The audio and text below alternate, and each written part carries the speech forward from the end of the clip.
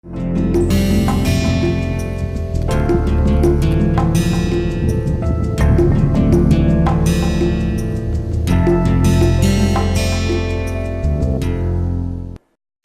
and welcome to our course Marketing Management Part 2. I am Shashi Shekhar Mishra and I am offering this course in association with my senior colleague Professor Jayanta Chatterjee. You can recall that we are discussing about brand management and we have discussed till now basic concepts in brand management, how brand functions, and in that if you can recall from the last session, we were discussing about the ways the brand equity is being created. So, what is at the disposal of a brand manager, that we are going to discuss today in continuation with what we have discussed in the previous class. So, we have started talking about the ways, the tools in which one can build the brand equities, and there we have talked about three ways or three broad tools under which you have different options. The first one was choosing the brand elements, and inside this brand elements I have discussed about the 6 different elements which are important in building the brand equity. So, the first one was the brand name, and then we have discussed about logo, symbol, character, packaging and slogan. We have also looked into the criteria which should have gone into the consideration when we are trying to choose these brand elements. So, those criteria, as you can recall from the last class, were memorability, meaningfulness and likability, or the in general appeal about that brand element in the mind of target consumers. And you can recall that these first 3 criteria are more about the brand building perspective. So, when you want to create a brand or when you want to establish a brand in the minds of the consumer, then probably these 3 points will be of more prominence.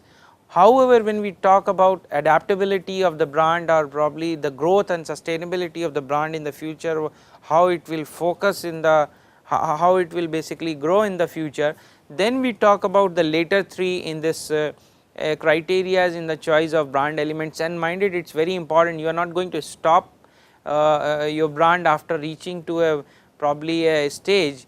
So, these criteria are equally important. So, transferability, adaptability and protectability are also very important criteria in the choice of brand elements. And with you will see that increasing globalization, some of these things, when you are going from one market or from one geography to the other geography, or you have to protect your intellectual property rights, all these criteria are extremely important. So, this was about the brand elements, and then we have also looked into the fact that how important these marketing mix elements, that is 4 P's, or in the case of in the case of services you have 7 P's, how important are probably the most important, you can say, the role that is being played by product, price, place and promotion, because these are the tools which actually help you in delivering the exact value or the intended value that a firm is trying to deliver to its customer. So, these are basically important from that perspective.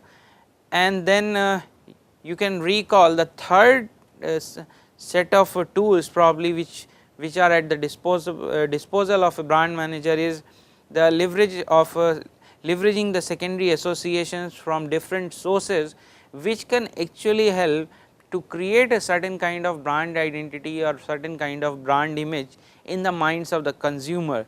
So, in this secondary associations, today we are going to discuss about these 6 basically different kind of association which can be leveraged to create a certain kind of a brand image. In the list of the secondary associations, we have the first in this first one is basically the company. So, the using the name of the company, the name of the organization, one can create certain kind of picture about the product or the brand that you are going to offer. When probably we get to know that I have an example for you. So, when you see that any product from the Tata, you will have certain kind of image coming into your mind, and every product of the Tata, most of their product comes with this Tata as a brand name, or the corporate name is attached with them, whether it is Tata Sky or basically it is a basically a different kind of telecommunication product or basically automobile. There are so many other product categories where the Tata is present, and you will see that Tata name being is presented along with the brand name or the product category offering.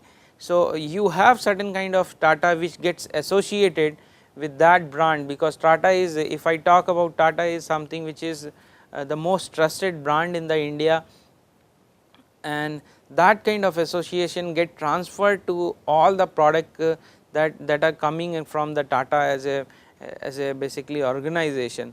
So, whenever you need certain kind of association, a company's name can also be attached with the brand.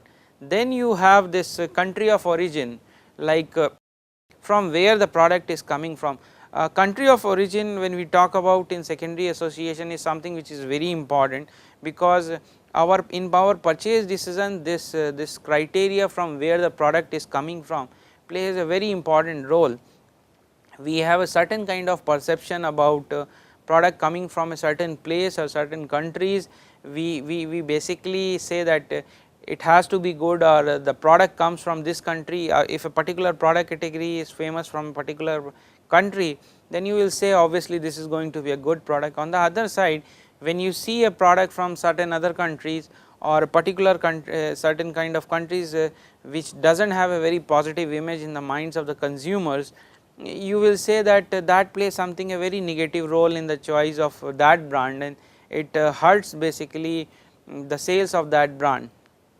So, another thing is that I will talk about geographical indicators also, but I will just give you example of country of origin, like French wine is something which is very famous. Any wine coming from France with the origin is from France, or a perfume brand coming from the France, people generally have this kind of perception that it is going to be something very good.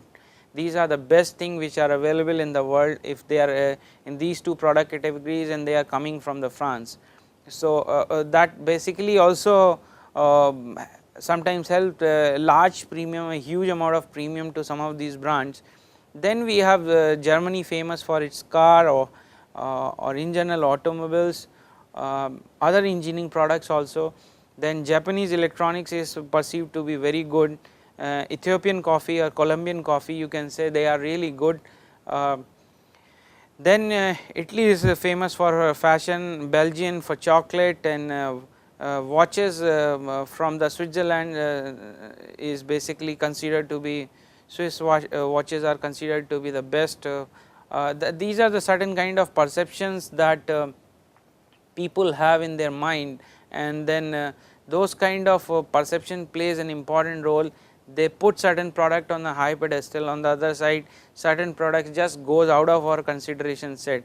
Now, with this country of origin, there is also associated concept like geographical indicators, like a product being produced in a certain place, it can get intellectual property rights for in that area, that if all the producer in that area can claim it to be coming from that place, and that is the authentic offering from that place, nobody outside from that place can claim similar kind of authenticity, or they cannot use the name of that place for selling their brands. So, like you see this basmati rice is famous from certain part of Uttarakhand, Dehradun, it is famous that they produce the best quality of rice. So, if they have this geographical indicator as a intellectual property registered for them, all the producers in that location can use that. Anybody other than them and anybody who is outside that location cannot use that geographical indicator. So, these are basically the associations that comes in the mind of consumers. One more thing is that I was talking about the negative perception. So, we often have this negative perception about the Chinese brand in India, and maybe many other places it might, similar kind of perception might exist, because the products in the beginning were very cheap. So, with price quality perception thing in the mind, people try to believe that these are not good product, and that association has gone in the minds of the consumer, and the Chinese product are perceived to be of low quality, and that is why whenever people see any product from the Chinese origin, they may not have a very positive opinion. So, this is about country of origin. This can also be leveraged to create certain kind of quality perception in the minds of the consumers. Then we have this channel of distribution. So, where your product is being placed is create a certain kind of perception in the mind. So, I will tell you one example is that Maruti has this image of the product being owned by the middle class of the country. Now, when they are trying to go in the upscale market segment, because you have seen that with the growth in the economy, the income levels of the people have gone up. So, that middle class is basically which is going into this upper middle class segment. They are upgrading their cars, their aspirational their values tends more towards sedan and certain kind of luxury or SUV cars, and in that segment Maruti does not have that kind of upscale image. So, they have created another distribution channel in the name of Nexa, where you will see that more upscale cars are being distributed there, while you will see the regular model of traditional models of Maruti coming in its traditional or regular distribution channels. And this channel of distribution, you can see the impact of this at a number of places. If a product is available at a mass merchandising store, people will any premium product if you place there, people will not will not be willing to pay a premium for that, because since it is available in stores like that, mass merchandising store, people will believe that it has to be something which is of masses or middle class, it has to be affordable. So, charging a price premium for those product may not work.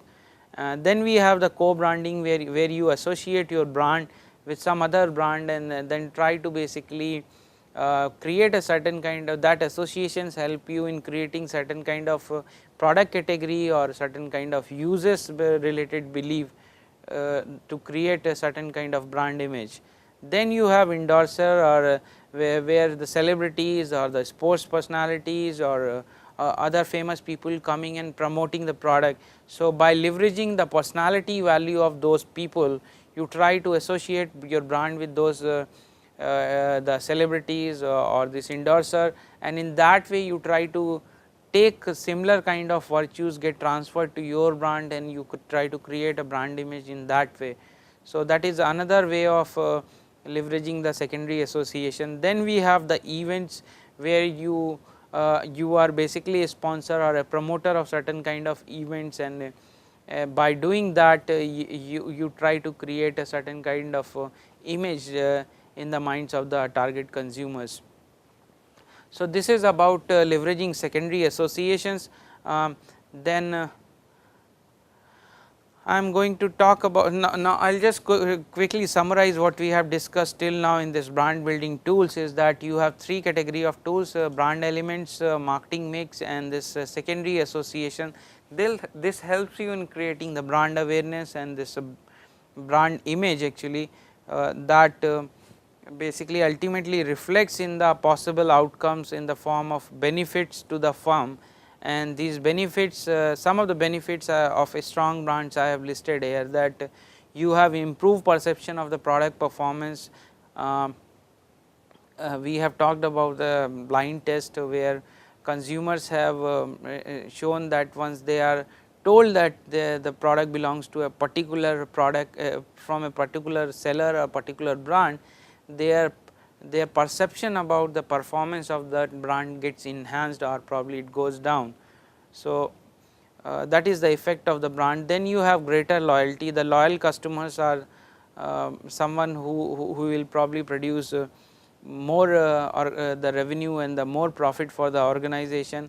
Then the one more thing which works for the strong brand is that less vulnerability to competitive marketing actions. In fact, if your brand is strong, that it will take some time for your loyal customer to switch to any other brand, and that time period is something which is very important from the organization's perspective, because that time period can be very critical for this incumbent firm to respond to any competitive threat.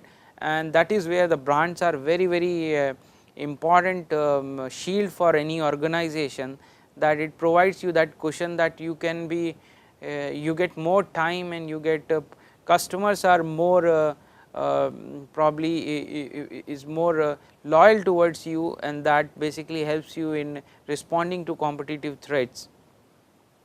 Then another thing which works very well for the brands is that we have often seen that the strong brands can come out the crisis in much faster way and in a much stronger way. We have seen that the controversies around famous brand like Maggi noodles. We have seen the controversy around the this carbonated drink brands, Coca-Cola, Pepsi, and all other brands. So there were doubts in the minds of the customers. There were a lot of negative news which were coming, but eventually what happened that after a period of time, these brands, because of these strong brand, the you will see that brands could rebound to their existing levels compared to it if it would have been any other a normal brand or basically a commodity product, unbranded product, it might have been a very difficult case for them to recover from those crises. Then you will also see that strong brands help you in gaining the more margins. The consumer response is very inelastic in the sense like even the consumers are given discounts or rebate or they get a product at a cheaper price, they will not easily switch. Sometimes in fact offering competitive product at a cheaper price works in otherwise way, in the sense that consumer tend to believe that the alternative which is being offered at a discounted price is actually a very low quality product. So those are some of the the benefits of a strong branch. Then you have greater trade promotion, sorry, this is greater trade cooperation, where you get more cooperation from your channel partners. The retailer will be ready to give you more shelf space, and they will cooperate or they will help you in promoting the product. So those are some of the things which help in the favor of strong brands. And then also the possible licensing opportunities which exist. With this I am wrapping up this part and I am moving to the next section, which is about brand equity models. So there are different brand equity models to explain that how basically the brand works or how the brand equity gets built on the part of the consumer. So we are talking about customer based brand equity. In this basically I am going to talk about first model is this brand resonance model. Here what happens is this has been explained in this diagram, that what is this this customer based brand equity pyramid is at, or how the brand works, how the brand equity gets built at the consumer end. So you will see at the bottom of the pyramid you have silence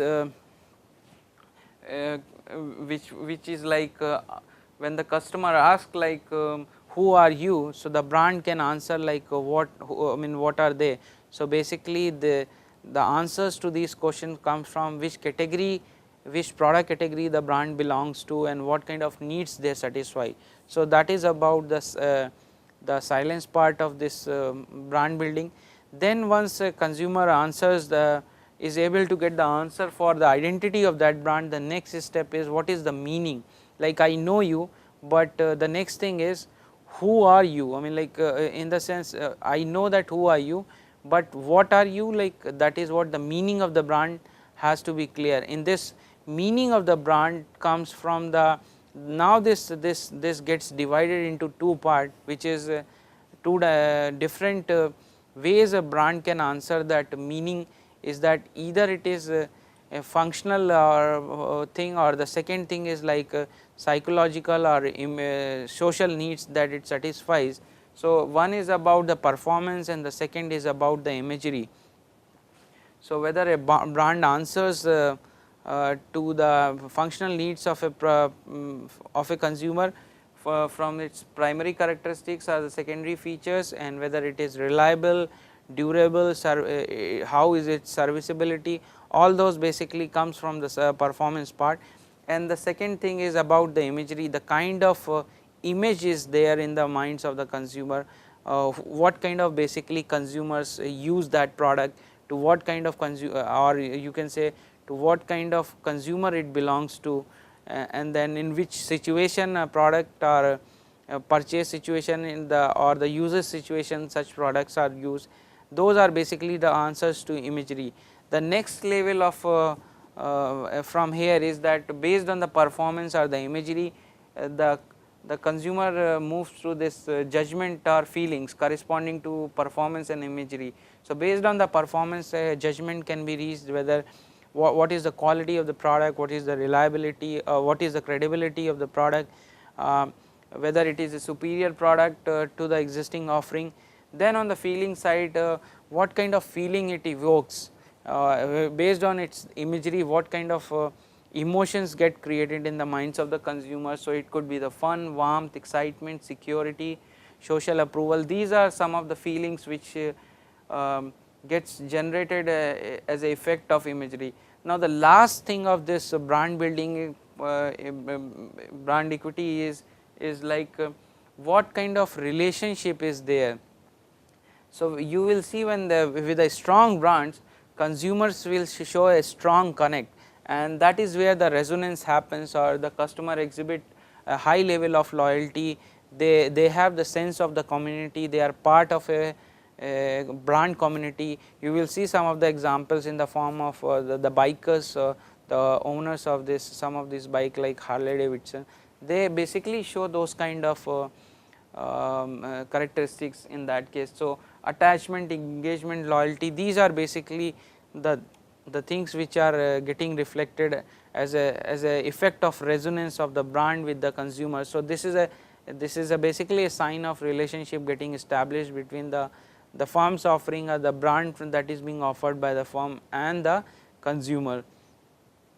Now, talking about specifically about the salience is about the, it has two things, is in the sense like what is the depth of the brand awareness and what is basically the breadth of the brand awareness.